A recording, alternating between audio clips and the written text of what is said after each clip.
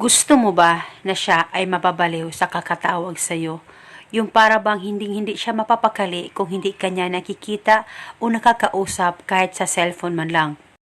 At dahil sa palagi siyang sabik na ikaw ay makausap niya, malayo o malapit man kayo sa isa't isa. Kaya gawin mo lamang itong ritual na ibabahagi ko sa inyo ngayon, nang sa ganun siya ay mababaliw sa kakatawag sa iyo. Lalong-lalo na bihira na lang siyang tumatawag, text o chat sa iyo. Mas mainam na gawin mo itong ritual na buo ang loob at tiwala mo, at dapat hindi kayo nagdududa o nadadalawang isip na gawin ito. Ito'y napakasimple at napaka-epektibong ritual. Basta magtiwala ka lang sa kahit na anumang ritual na iyong gagawin. Ang gagawin mo lamang, kumuha ka ng isang dahon ng laurel, isang buo ng dahon ng laurel ang gagamitin natin sa ritual na ito. Kahit medyo may punit po, kaunti ay pwede pa rin gamitin. At pagkatapos, kumuha ka lamang ng kahit na anong kulay na panulat. At sulatan mo ang dahon ng laurel ng kanyang pangalan at apelido. Isulat mo lamang ito ng isang beses. At sa likod ng dahon ng laurel, isulat mo ang kanyang contact number o kahit na anong contacts na meron ka sa kanya, ay isulat mo ito.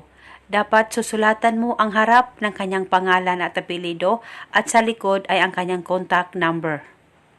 At pagkatapos mo nang masulat ito, hawakan mo ang dahon ng laurel, ilapit ito sa baba mo, mag-focus at mag-concentrate ka, ipikit ang mga mata mo at sambitin mo lamang ang mga makapangyarihang salitang ito.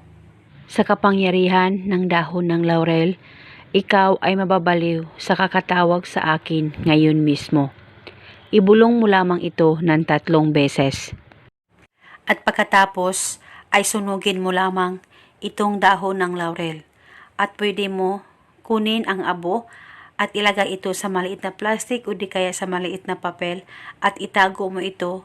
Kahit saan mo pwede itago, basta ito ay nasa safe na walang makakakita at makakaalam. Basta sunugin mo lamang ang dahon ng laurel pagkatapos mong magawa ang ritual at itago mo lamang itong abo. At itago ito hanggang kailan mo gusto. At paniguradong siya ay mababaliw sa kakatawag sa iyo, lalong-lalo na kung hindi kanya nakikita o nakakausap araw-araw. At eto muna sa ngayon, at kung kayo ay may katanungan, mag-comment lang po kayo sa baba. Maraming salamat po sa panonood. May God bless us all.